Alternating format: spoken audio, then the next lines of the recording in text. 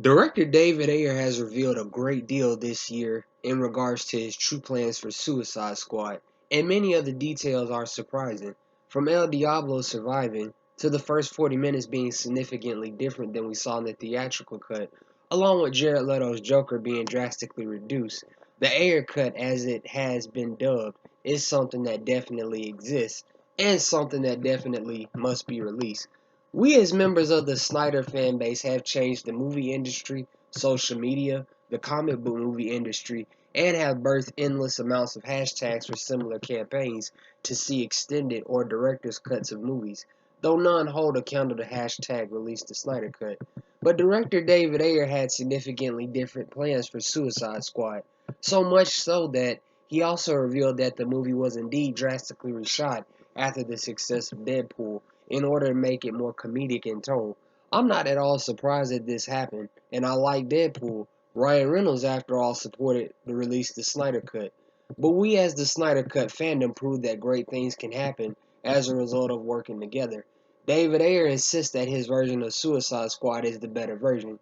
He has acknowledged that the theatrical one was ultimately not what he intended. I was never quite on board with the hate train that ultimately did little to affect the financial success of the movie.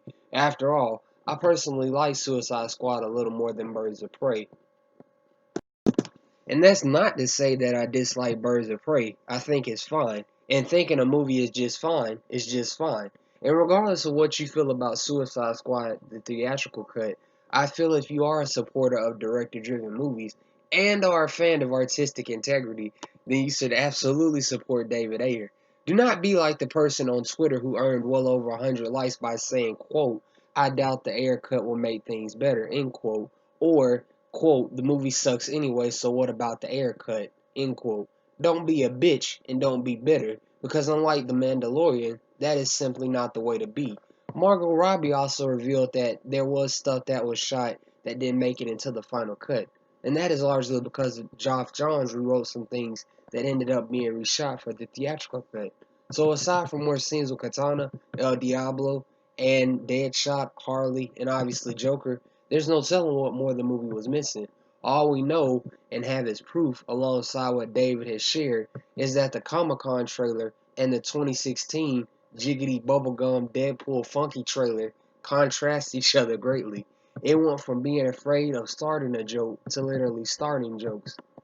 David Ayer's only outlet is basically Twitter and Instagram, but the proof that the Ayer Cut or David Ayer's Suicide Squad exists is all over the internet.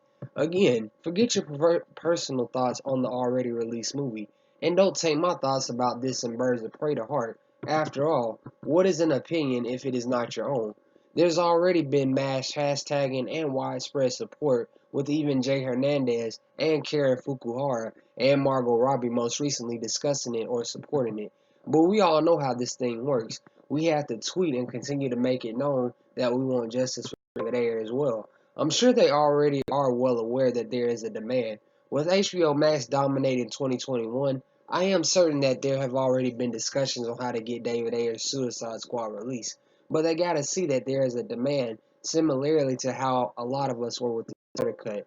Don't worry about who is watching or who isn't watching, or if you get likes or don't get likes, because no amount of likes overrides what is really important. And sometimes the tweets that don't have likes are actually the ones that get noticed.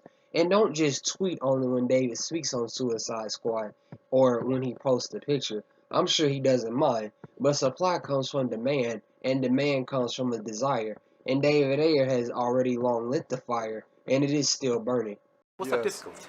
it was difficult because it took a lot of work to get to that point, and every film is a journey, and the film you start making is not the film you end up with in the end. And I'm very happy with the movie, and I'm very happy with it now.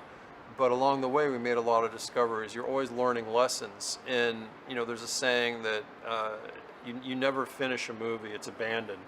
And in this case, it was kind of ripped out of my arms because I would have kept working on it forever, I think.